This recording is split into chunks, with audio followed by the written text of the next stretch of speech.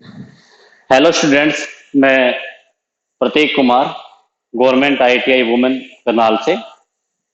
ITI में पढ़ रहे विद्यार्थियों के लिए सेकंड ईयर में जो छात्र हैं और छात्राएं हैं, उनके लिए मैथ में हम एक टॉपिक लेके आए हैं आज, जो कि आपका मॉड्यूल नंबर 3 है, मतलब चैप्टर नंबर 3 है। उससे संबंधित क्वेश्चन है area of cut regular surfaces and irregular surfaces.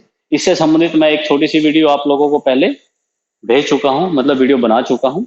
अब थोड़ा सा उसको अपडेट करते हैं और आगे क्वेश्चन को प्रैक्टिस करते हैं। ठीक है बच्चों, तो क्वेश्चन स्टार्ट करते हैं। क्वेश्चन नंबर 72 में क्या है, हमने एरिया बताना है इरेगुलर सरफेस का। ठीक है, इरेगुलर सरफेस का मतलब क्या है, जो हमारा वो राइट साइड में उस पार्ट को काट के जो बीच में जो एरिया बचा है, हमें सिर्फ उसका जो पार्ट बचा है उसी का एरिया निकालना है। ठीक है बच्चों, वैसे तो ये एक इसको हम देखें तो ये हमारा एक कंप्लीट रेक्टेंगल था बच्चों। कंप्लीट क्या था? रेक्टेंगल। लेकिन रेक्टेंगल से हमने एक सेमी सर्कल बाहर निकाल दिया है, जिस सेमी सर्कल का डायमीटर कितना है? 20 मिलीमीटर। यानी कि उसकी मैं अगर त्रिज्या की बात करूं तो त्रिज्या कितनी है उसकी? 20 मिलीमीटर। तो सबसे पहले तो हम इस आयत का क्षेत्रफल निकाल लेते हैं। आयत की लंबाई कितनी है? 100 मिलीमीटर। चौड़ाई कितनी है? 50 मिलीमीटर। तो उसका क्षेत्रफल कितना आएगा? 100 की 50 से गुना करेंगे, 5000 मिलीमीटर स्क्वायर। ठीक है बच्चों, ये तो एरिया मैंने निकाल दिया इस पूरे आयत का। अब मैं उस अर्धवृत्त का क्षेत्रफल निकाल लेता हूं।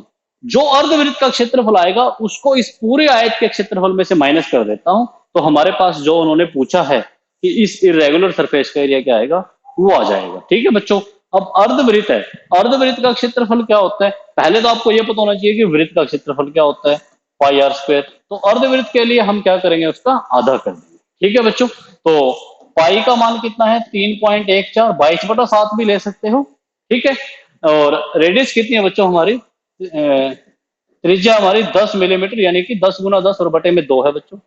अब ये 10 धाया 100, 100 की जब 3.14 से गुना करोगे तो 314, 314 का जब आप 2 से डिवाइड करोगे तो 157।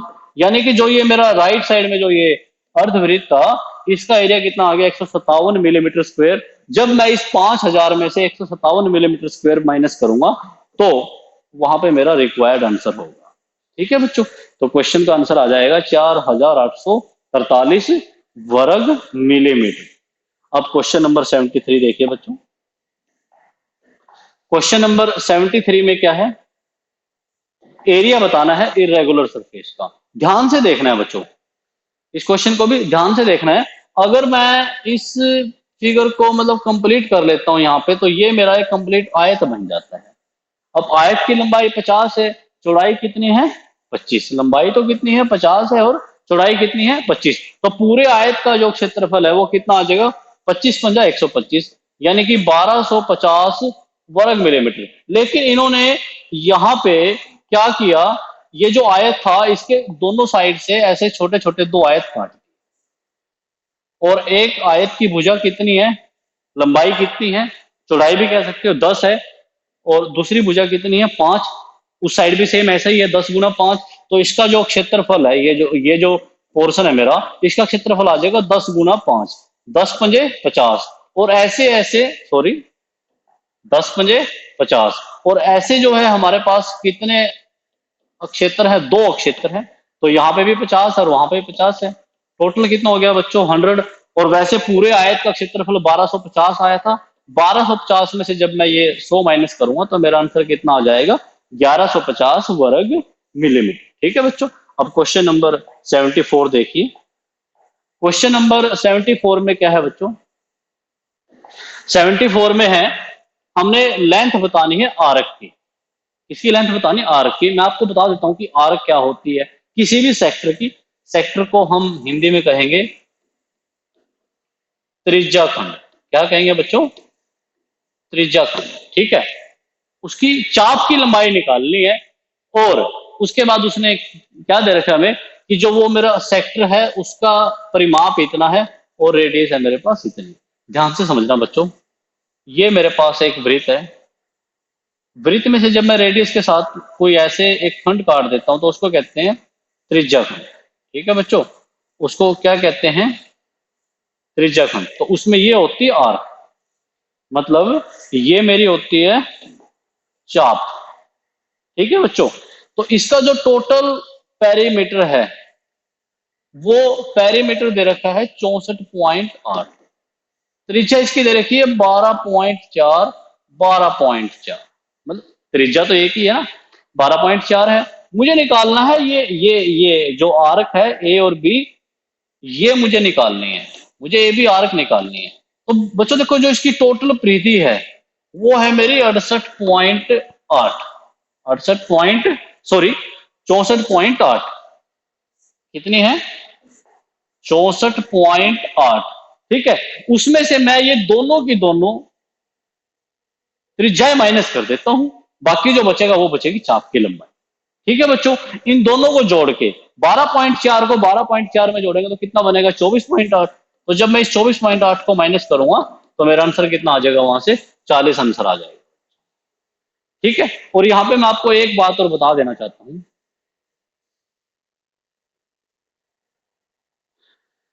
ये तो मैंने बताया था आपको सेक्टर के बारे में कि ये मेरा वृत्त है, ये केंद्र है, त्रिज्या है, ये क्या बन गया?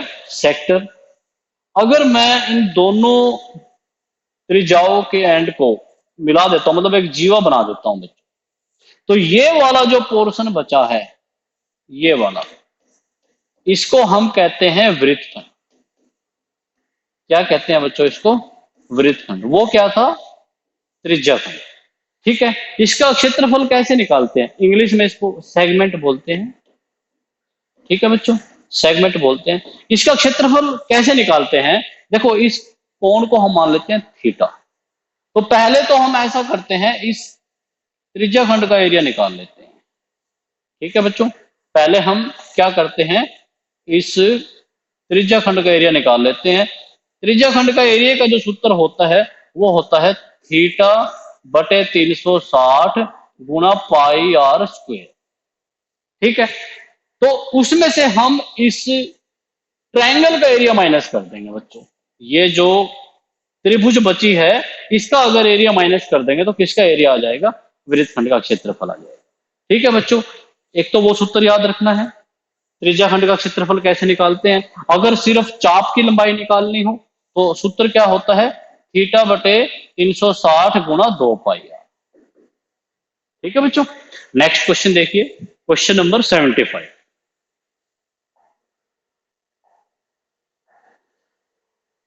क्वेश्चन नंबर 75 में क्या है बच्चों? लेंथ बतानी है आर्क की। अब उस फॉर्मूले से रिलेटेड क्वेश्चन आएंगे हमारे पास। लेंथ बतानी है आर्क की ऑफ द सेक्टर, जिसकी रेडियस कितनी है? 15 सेंटीमीटर है, और उसका इंटेंडेड एंगल यानी कि जो उसका कोण है वो कितना है? 30 डिग्री। ये वृत्त है, ये कोण है बच्चों मेरा 30 डिग्री, यानी कि थीटा की वैल्यू कितनी है? 30 डिग्री, और त्रिज्या कितनी है? 15 सेंटीमीटर। ठीक है बच्चों, मुझे निकालनी है यहाँ पे आर्क की लंबाई, आर्क लेंथ निकालनी है, इस चाप की लंबाई निकालनी है। तो सूत्र बताया था अभी, थीटा बटे 360 गुणा 2 पाई आर। थीटा कितना है बच्चों? 30 डिग्री, 360, 2 पाई का मान 3.14 भी ले सकते हैं, और 22/7 जैसा रिक्वायर्ड है, और त्रिज्या कितनी है वहां से? 15 सेंटीमीटर। तो इस प्रकार इसको जब हम सोल्व करेंगे तो आर्क की लंबाई निकाल सकते हैं। 0 से 0 कैंसिल। ठीक है बच्चों, 12 तिये 36, 2 छिके 12, 3 पंजे 15, 3 दूनी 6, 3.14 को जब 2 से डिवाइड करेंगे 1.57, इनकी आपस में गुना कर देते हैं। 1.57 की 5 से, 5 से 35 हासिल, 3 पंजे 25 और 3 28 हासिल 2, 5 एकम 5 और 2 7। तो हमारा आंसर कितना आ जाएगा? 7.85 आ जाएगा। ठीक है बच्चों, अब क्वेश्चन नंबर 76 देखिए। क्वेश्चन नंबर 76 में क्या है? एरिया बताना है। देखो, वहां पे हमने निकाली थी अभी चाप की लंबाई, यहाँ पे एरिया बताना है। डायमीटर दे रखा है 12 सेंटीमीटर, और एंगल दे रखा है 60 डिग्री। तो सूत्र क्या बताया था? थीटा बटे 360 गुणा पाई आर स्क्वेयर। पाई का मान 3.14, और आर कितनी है वहां पे? अगर व्यास 12 है तो त्रिज्या कितनी होगी? 6।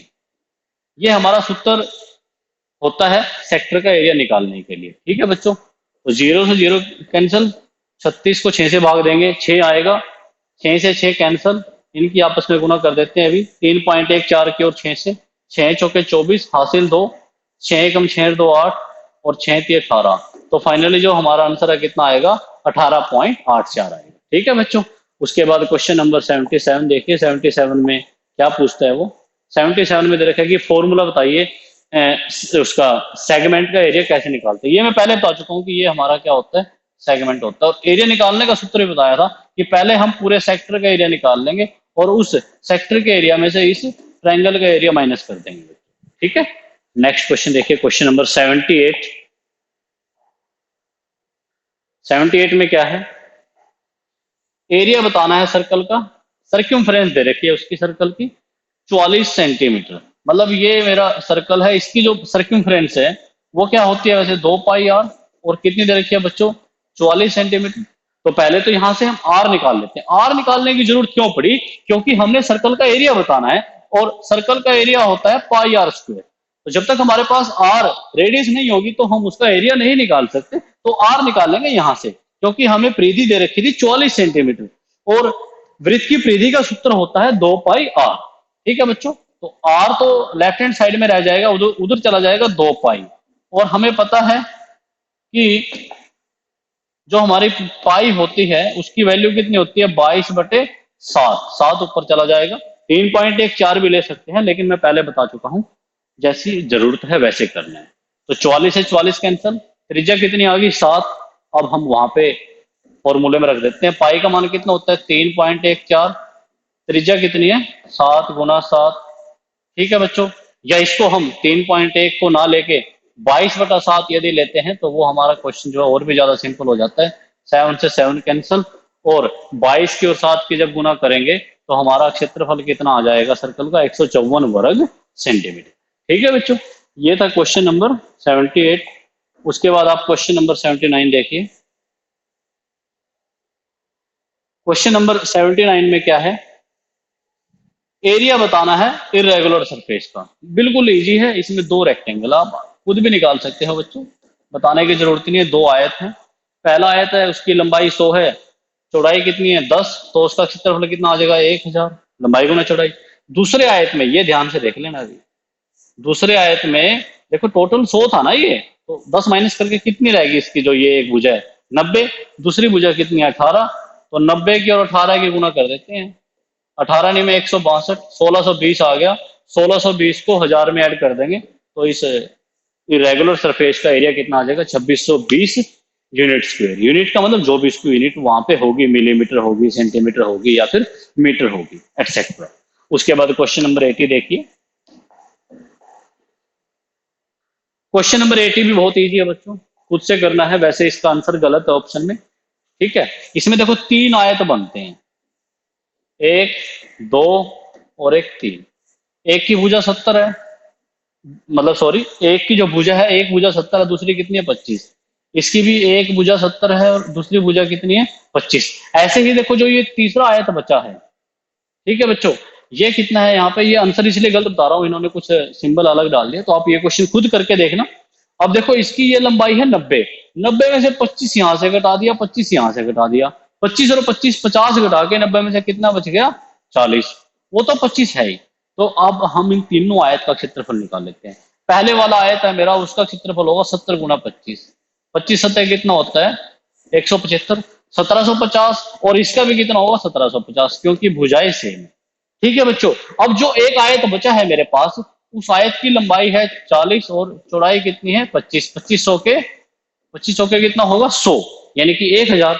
तो इन तीनों को जोड़ देते हैं हम, 0 5 और 5 10, हासिल 1, 7 7 14 और 1 15, हासिल 1, तो आंसर कितना आएगा हमारा 45 आ जाएगा। ये थोड़ा लिखने का तरीका इनका गलत है। ठीक है, आ गया बच्चों क्वेश्चन समझ में। उसके बाद आप क्वेश्चन नंबर 81 देखिए। क्वेश्चन नंबर 81 क्या है, रेडियस बतानी है सर्कल की। ठीक है बच्चों, 81 क्या है, रेडियस बतानी है सर्कल की। एंगल जो है वो कितना 90 डिग्री है, और ये गलत लिख रखा है यहाँ पे, ये सर्कल का एरिया नहीं है, ये किसका एरिया है सेक्टर का, और सेक्टर का एरिया दे रखा है 196 वर्ग सेंटीमीटर।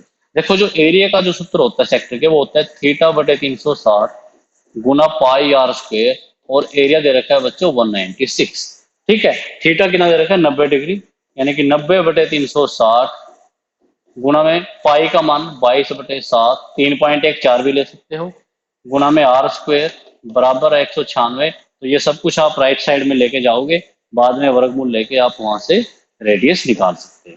ठीक है बच्चों, नेक्स्ट क्वेश्चन देखिए। नेक्स्ट क्वेश्चन में क्या है, फॉर्मूला बताना है for perimeter of a circle. Diagram देखते हैं पहले। ये क्वेश्चन है हमारे पास। अब देखो ये जो सेक्टर जो होता है उसका पेरीमीटर निकालना है।